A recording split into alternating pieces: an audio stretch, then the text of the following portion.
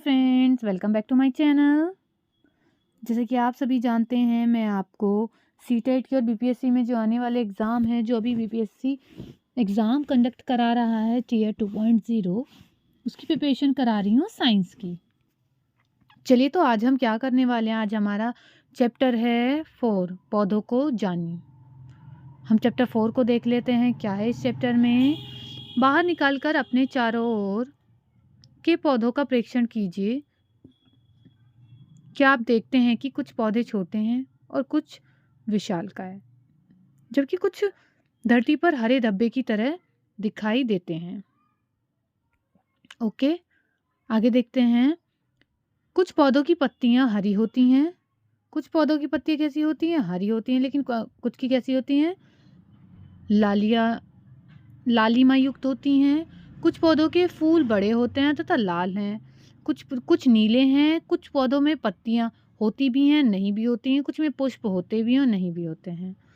आपने अपने घर के आसपास विद्यालय के रास्ते में, बाग बगीचे एवं विद्यालय प्रांगण में अनेक हरे पौधे देखे होंगे। बहुत सारे प्लांट देखे होंगे आपने। आइए हम पौधों के विभिन्न भागों के विषय में जानें। इससे हमें विभिन्न प्रकार के पौधों के बीच में जो डिफरेंसेस होते हैं वो समझने में सहायता मिलेगी। ठीक है, तो अब हम देख लेते हैं इस पिक्चर से। देखिए, ये एक पौधा है। क्या है? ये एक पौधा है। तो इस पौधे में क्या है? इसके पार्ट, डिफरेंट डिफरेंट पार्ट्स हैं। देखिए, जो दिख रहे हैं आपको, ये क्या हैं? ये फ्लावर्स हैं। और ये जो फली टाइप हैं, ये इसका फल है। और ये जो लंबी सी डंडी है, ये क्या है? ये इसका तना है, स्तंभ बोल देते हैं। और ये ग्रीन कलर की क्या है? ये ग्रीन कलर की ये इसकी लीफ हैं। ठीक है, आगे देख लेते हैं। और ये क्या है? ये इसकी जड़ें हैं, लेकिन जड़ें भी तो टाइप्स की होती हैं। कहाँ से कौन सी जड़ होती है? सबसे ऊपर वाली क्या है? प्रथम मूल। और नीचे वाली द्वितीय मूल। ठीक है, इन्हें क्या बोलते हैं? छोटी छोटी जो निकली होती हैं, ये होती हैं कलिकाएं। ठीक, और जो कलिकाओं को और दूसरे तने को एक दूसरे से जोड़ता है, उन्हें बोलते हैं इंटरनॉड्स। ओके, आई होप ये समझ में आ गया होगा। आगे देख लेते हैं, आगे क्या कह रहा है। चित्र 4.1 में पौधों के तने, शाखाओं, जड़, पत्तियां इत्यादि को नामांकित कर सकते हैं, जैसे कि हमने अभी नामांकित किया था। इन भागों में रंग भरिए। जो भी ये प्लांट है, प्लांट के जितने भी ये भाग हैं, इनमें हमें क्या करना है? रंग भी भरना है जब हम इसको बनाएंगे। आइए प्रकृति की सैर करें और पौधों से मित्रता कर उनके विषय में अधिक जानकारी प्राप्त करें। चलिए, अब हम देखते हैं 4.1। 4.1 में क्या कह रहा है? शाख, झाड़ी एवं वृक्ष। ये प्लांट्स के टाइप हैं कि प्लांट्स के कौन कौन से टाइप हैं। शाख टाइप के होते हैं, झाड़ी होती हैं और वृक्ष होते हैं। क्रियाकलाप 1 देखते हैं। 1 क्या कह रहा है? क्रियाकलाप 1 कह रहा है, उन पौधों के तने एवं शाखाओं को ध्यानपूर्वक देखिए जो आपसे कम लंबे हैं, जिनकी लंबाई लगभग आपके बराबर है, तथा जो आपसे बहुत अधिक लंबे हैं, उनको देखना है। जो आपसे बहुत अधिक लंबे हैं। तने को स्पर्श कीजिए तथा यह जानने के लिए कि तना कोमल है अथवा कठोर। इसे धीरे से एक और मोड़ने का प्रयास कीजिए। ध्यान रखिए कि वह टूटे नहीं। आपको एक तना लेना है, उसको मोड़ के देखना है, लेकिन मोड़ना ऐसे है कि वो टूटे ना। ध्यान रखिए कि वह टूटे नहीं। लंबे पौधे को तने की मोटाई मापने का प्रयास करें। जो लंबा पौधा है, उसका क्या करेंगे आप? लंबे पौधे का जो तना है, उसकी मोटाई जो होगी, जो मोटा होता है, उसको मापें। मतलब नाप करके देखें वो कितना मोटा है और कितना नहीं। ठीक है, आगे देख लेते हैं। ये देखिए, कॉलम दे रखा है, एक टेबल दी है आपको। इस टेबल को हम रीड कर लेते हैं। क्या है इस टेबल में? ये टेबल कह रही है पौधे का नाम है। सबसे पहले तो है पौधे का नाम, उसके बाद है कॉलम 1 में ऊंचाई कि पौधा छोटा है, लंबा है या फिर थोड़ा लंबा है। कॉलम 2 में क्या दे रखा है, रंग दे रखे हैं, जो तना है उसके रंग, हरा है, कोमल है, मोटा है, कठोर है। आगे ये दे रखा कॉलम 3 है, कॉलम 3 में है शाखाएं कहाँ से निकलती हैं, तने के आधार से, तने के ऊपर से। और कॉलम 4 में क्या है, पौधों का संवर्ग, मतलब कि पौधा कैसा है, कि वो कोई शाख है, झाड़ी है, बेल है, वृक्ष है, या फिर लताएं, कुछ भी हैं वो लिखना है, मेंशन करना है पौधे की कैटेगरी। अब हम आगे पढ़ लेते हैं, आगे क्या कह रहा है क्वेश्चन चैप्टर। हमें यह भी जानना चाहिए कि शाखाएं भूमि के पास तने के आधार से अथवा कुछ ऊंचाई के बाद निकलती हैं। तो ये इम्पोर्टेंट पॉइंट है, जो शाखाएं होती हैं कहाँ से निकलती हैं, शाखाएं भूमि के पास तने के आधार से तथा अथवा कुछ ऊंचाई के बाद निकलती हैं। ठीक है, आगे देख लेते हैं। अब हम प्रेक्षित सभी पौधों को सारणी 4.1 में वर्गीकृत करेंगे। कुछ उदाहरण दिखाई गए हैं। आप और अधिक पौधों के लिए 1, 2 एवं 3 कॉलमों को भर सकते हैं। इस अनुच्छेद के बाद के अंश को पढ़कर कॉलम 4 को भरिए। ठीक है, तो 4.1 टेबल मैंने आपको समझा दी है कैसे कैसे फिल करनी है। तो अब हम ये देख लेते हैं, ये क्या है इम्पोर्टेंट पॉइंट हमारे साथ। सुझाव, पौधों को कम से कम क्षति पहुंचे, इसलिए आप 4-5 विद्यार्थियों के समूह में कार्य कर सकते हैं। मतलब कि पौधे ज़्यादा बेकार ना हो, इसलिए 4-5 स्टूडेंट एक जगह मिलकर आप लोग इस एक्टिविटी को कर सकते हो। कोमल तने वाले पौधों के अध्ययन के लिए खरपतवार का प्रयोग करें। क्या आप जानते हैं कि खरपतवार क्या है? खेतों में, बगीचों एवं गमलों में कुछ अनचाहे पौधे स्वतः ही आते हैं। क्या आपने किसानों को इस खरपतवार को खेतों से उखाड़ते हुए देखा है? तो छोटी छोटी घास जो होती है, बेकार घास, उन्हें बोल देते हैं खरपतवार। ठीक है, आगे रीड कर लेते हैं। इन लक्षणों के आधार पर हम अधिकांश पौधों को 3 संवर्गों में वर्गीकृत कर सकते हैं। ये वर्ग हैं, जैसे मैंने अभी बताया था, शाख होती है, झाड़ी होती है और वृक्ष होते हैं। इन्हें चित्र 4.3 में दर्शाया गया है, देखो ये रहे। ठीक, हरे एवं कोमल तने वाले पौधे, हरे और कोमल पौधे तने जो होते हैं जिनके, उन्हें बोलते हैं शाख। क्या बोलते हैं? शाख। ये सामान्यतः छोटे होते हैं। देखो 4.3a में ये जो है, ये वाला जो पौधा है ये है शाख। ओके, और अक्सर इनमें कई शाखाएं नहीं होती, थोड़ा सा ये छोटा होता है। ओके, आगे देख लेते हैं, आगे क्या क्वेश्चन है, क्या पॉइंट है हमारा इम्पोर्टेंट।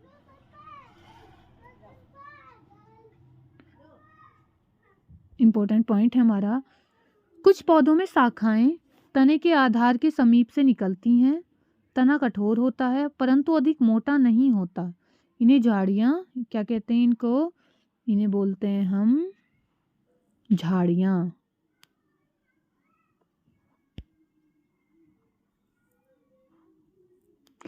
कुछ पौधे बहुत ऊंचे होते हैं तथा इनके तने सुदृढ़ एवं गहरे होते हैं। इनमें शाखाएं भूमि से अधिक ऊंचाई पर तने के ऊपरी भाग से निकलती हैं। इन्हें वृक्ष कहते हैं। ठीक है, इन्हें क्या कहते हैं? इन्हें वृक्ष कहते हैं। उपयुक्त अभिलक्षणों के आधार पर क्या आप सूचीबद्ध पौधों को वर्गीकृत कर सकती हैं?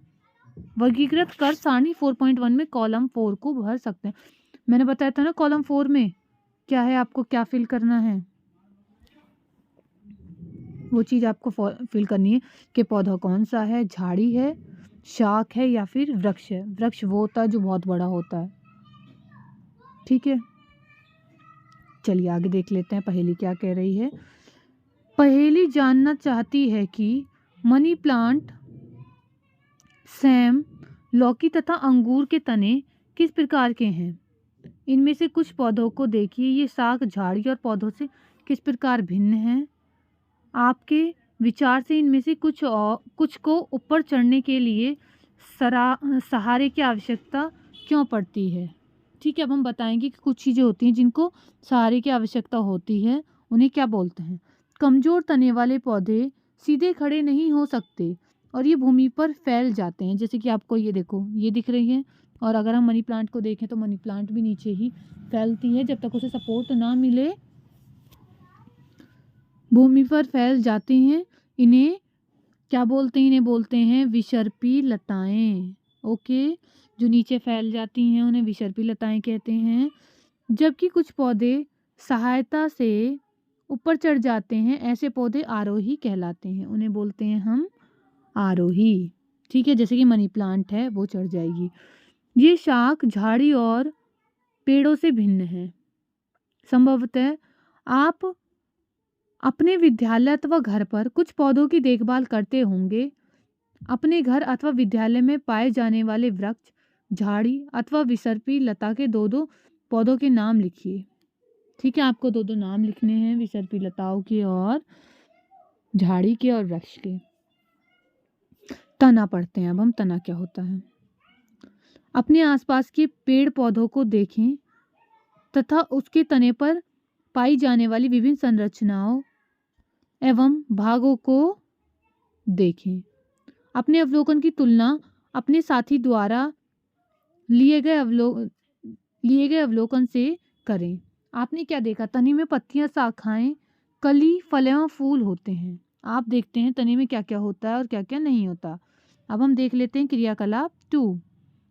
आवश्यक सामग्री: एक गिलास जल, लाल स्याही, शाकीय पौधा, और क्या लेना है? और ब्लड लेना है। ये सब चीज़ें हमारी इम्पोर्टेंट चीज़ें हैं, सामग्री हैं, क्या क्या हमें ज़रूरत होती है। गिलास को 1/3 जल से भरिए। देखिए जैसे इसमें भरा हुआ 1/3 जल से। जल में लाल स्याही की कुछ बूंदें डाल दें।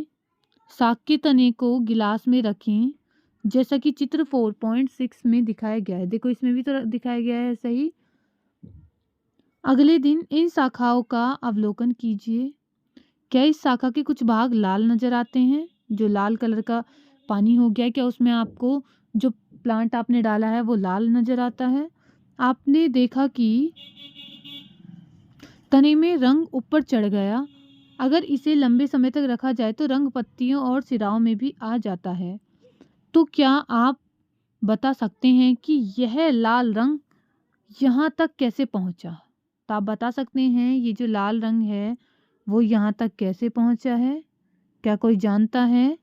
तो चलिए नीचे पढ़ते हैं, हम फिर डिस्कस करते हैं कैसे पहुँचा। चलिए, इस क्रियाकलाप में हमने देखा कि जल तने में ऊपर की ओर चढ़ता है, अर्थात तना जल का संवहन करता है।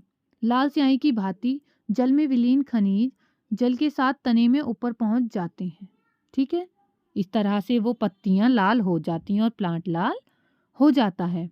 अब हम पढ़ लेते हैं पत्ती। ये हमारा न्यू टॉपिक है। तना पढ़ लिया हमने, ये है पत्ती। अपने आसपास के पौधों की पत्तियों को देखकर अपनी नोटबुक में उनके चित्र बनाइए।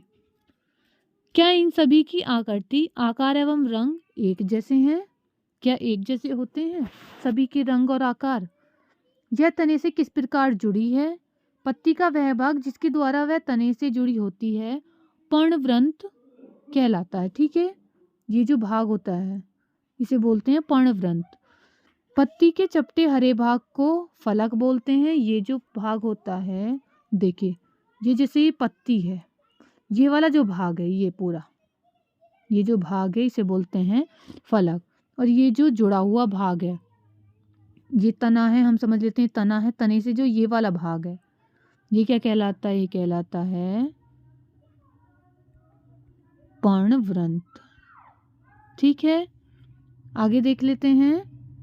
क्या आपने आसपास के पौधों की पत्तियों में इन भागों की पहचान कर सकते हैं? क्या सभी पत्तियों में पर्णवृंत होता है? देखो दिखा रखा है आपको। आगे पढ़ लेते हैं। पत्ती के विषय में और अधिक जानकारी प्राप्त करने के लिए आइए उसकी छाप लें। यदि आप सोचते हैं कि पत्ती विशेष छाप नहीं छोड़ सकती है तो ये क्रियाकलाप आपको पुनर्विचार पर मजबूर कर देगा। जो पत्तियां होती हैं सबके जो पुनर्विचार होते हैं, सभी चीज़ें उनकी अलग अलग होती हैं।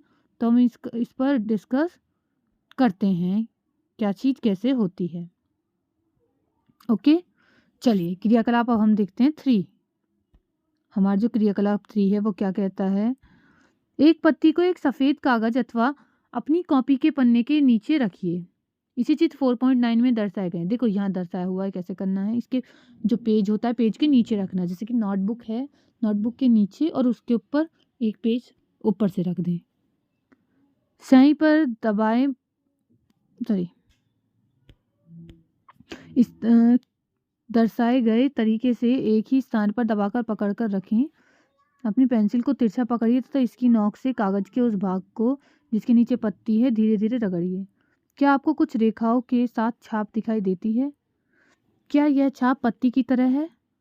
पत्ती की इन रेखित संरचनाओं को शिरा कहते हैं। जो पत्ती होती है, पत्ती के बीच में जो ये लाइंस होती हैं इन्हें शिराएं बोलते हैं।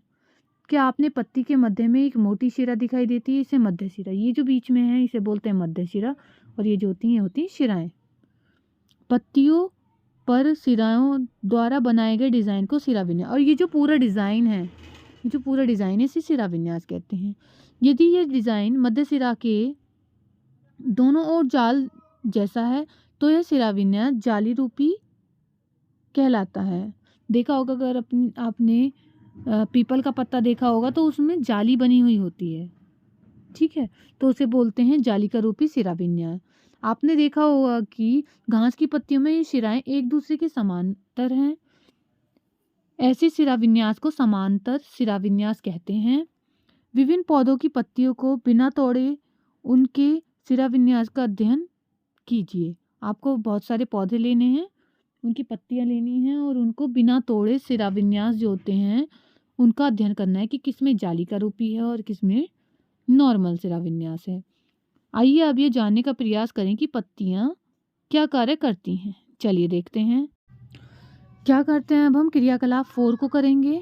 क्रियाकलाप 4 में क्या है, आइए आवश्यक सामग्री देखते हैं कौन सी है। हमें शाक लेना है, मतलब कि एक पौधा लेना है शाक का, पॉलीथीन के 2 पारदर्शी थैले तथा कुछ धागे। हमें एक पॉलीथीन लेनी है और कुछ धागे, और पॉलीथीन भी कौन सी लेनी है, जो बिल्कुल वाइट होती है जिसमें आर पार दिखता है, वो वाली हमें पॉलीथीन लेनी है। इस क्रियाकलाप को देखो, ये पौधा हमने क्या ले लिया, पत्तियां। इस क्रियाकलाप को दिन के समय करना चाहिए जब धूप खिली हो।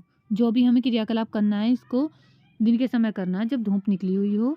इस क्रियाकलाप के लिए आपको स्वस्थ भली भांति सिंचित और धूप में रखे हुए पौधे को लेना चाहिए।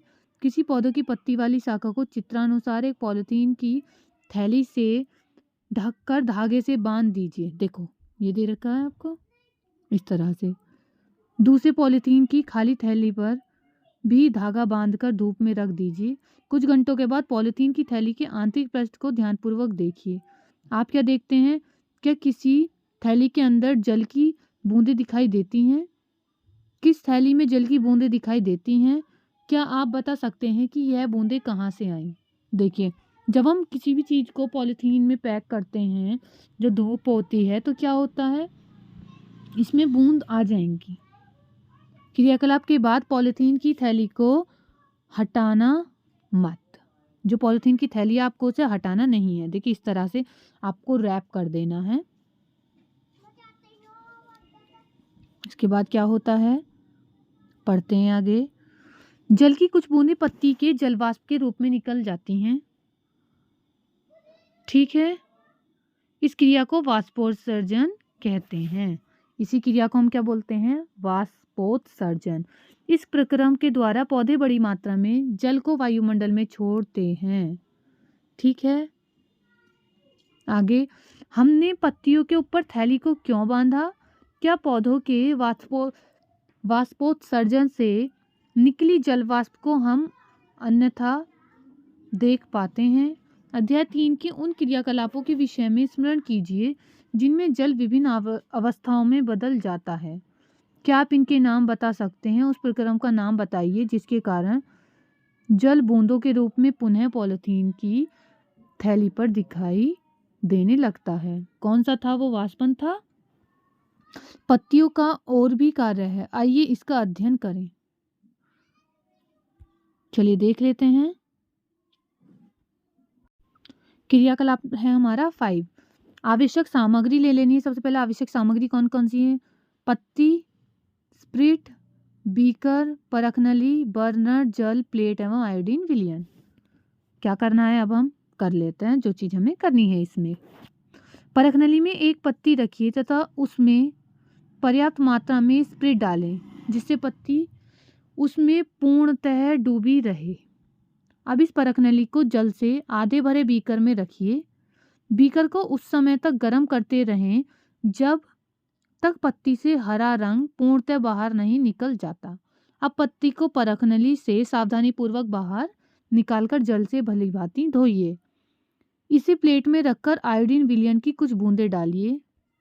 आप क्या देखते हैं? अपने परीक्षण की तुलना अध्ययन 1 में खाद्य पदार्थों में विभिन्न पोषकों की उपस्थिति का परीक्षण के समय किए गए प्रेक्षण से कीजिए। इसका क्या इसका अर्थ है कि पत्तियों में मंड है? अब हम देखते हैं पत्तियों में मंड है या नहीं है। हमने अध्याय 1 में देखा कि कच्चे आलू में भी मंड उपस्थित होता है। आलू में यह मंड पौधों के अन्य भाग से आकर एकत्रित हो जाता है, परंतु पत्तियां क्या करती हैं? पत्तियां तो प्रकाश संश्लेषण करते हैं। प्रकाश और हरे रंग के एक पदार्थ की उपस्थिति में अपना भोजन बनाती हैं। इस प्रक्रम में जल एवं कार्बन डाइऑक्साइड का उपयोग करती हैं। इस प्रक्रम को हम प्रकाश संश्लेषण कहते हैं। इस प्रक्रम में ऑक्सीजन निष्कासित होती है। पत्तियों द्वारा संश्लेषित भोजन अंततः पौधों के विभिन्न भागों में मंडल के रूप में संग्रहित हो जाता है। अब तक हमने जो क्रियाकलाप किए उनसे हमने देखा कि तना पत्ती को जल पहुंचाता है। पत्ती जल का उपयोग अपने भोजन बनाने के लिए करती है। पत्तियों से जल की कुछ मात्रा का ह्रास वाष्पोत्सर्जन द्वारा होता है। तने और पत्ती को जल कैसे प्राप्त होता है इतना हमने देख लिया। यह कार्य जड़ें करती हैं। ठीक है, अब नीचे जड़ों वाला पॉइंट हम पढ़ेंगे, लेकिन अभी हम इसको कंप्लीट कर लेते हैं। टिप्पणी पढ़ लेते हैं। टिप्पणी क्या है? क्योंकि इस क्रियाकलाप में स्प्रिट को गर्म करना होता है, अतः अध्यापक को कक्षा में यह प्रयोग स्वयं करके दिखाना चाहिए। देखिए हमने क्या किया, एक हरी पत्ती ली, उसके बाद में एक बीकर में हरी पत्ती को डाल दिया, उसमें बैंगनी रंग की पत्ती थी और आयोडीन विलयन उसमें मिला दिया। जब पत्ती को तब तक गर्म करना है जब तक कि वो अपना ग्रीन कलर ना छोड़ दे, मतलब बिल्कुल समझो वाइट हो जाए। ठीक है, आज के लिए हम इतना ही करते हैं। नेक्स्ट वीडियो में मैं आपको जड़ है हमारा नेक्स्ट पॉइंट, यहाँ से पढ़ाना स्टार्ट करूँगी। ठीक है, यहाँ से हम पढ़ेंगे। और वीडियो अच्छी लगी है तो कमेंट सेक्शन में बताइएगा कैसी लगी ये वीडियो को लाइक डन भी कर दें, और अगर मेरे चैनल पर न्यू है तो चैनल को सब्सक्राइब भी कर लीजिए। Thank you for watching my video.